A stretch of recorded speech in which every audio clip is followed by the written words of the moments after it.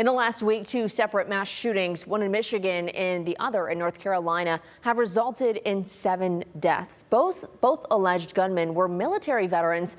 And now for many, that's turning the focus to mental health for veterans. Steve Iwanek spoke with a therapist with a specialty in helping vets. Steve, she's even one herself. You've got that right, Kaylee. Beth in Corvia served 9 years in the Army before being medically discharged due to injuries. And since her time in the service, she's made it her life's mission to help veterans struggling to acclimate themselves back into society. A battle she says can be very tough to overcome. This is body camera footage from Grand Blanc Township, Michigan last Sunday, where police shot and killed 40-year-old Thomas Sanford, a Marine veteran, after authorities say he killed 4 people and then set fire to a church.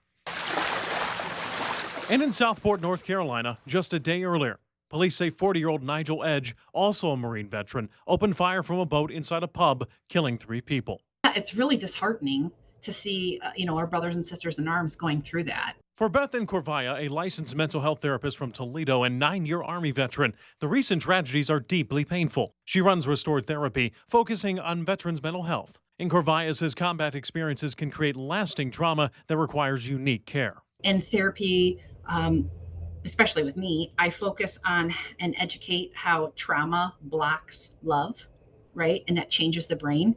So it's about using love to then heal trauma. She did stress that being a veteran or living with mental health challenges does not automatically lead to violence, and it doesn't excuse the recent shootings. A University of Maryland study found that between 1990 and 2022, nearly 1/4 of U.S. mass shooting plots were linked to veterans, even though veterans make up just 6% of the population. It is so difficult for us to reacclimate into society. There's not a class that teaches us how to act like a civilian again, right?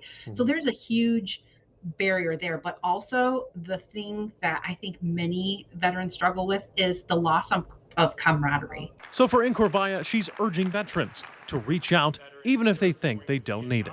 You don't want to get too overwhelming to the veterans as they come back to society, but it's about like I said, love and creating that loving relationship and support, letting them know that family is there.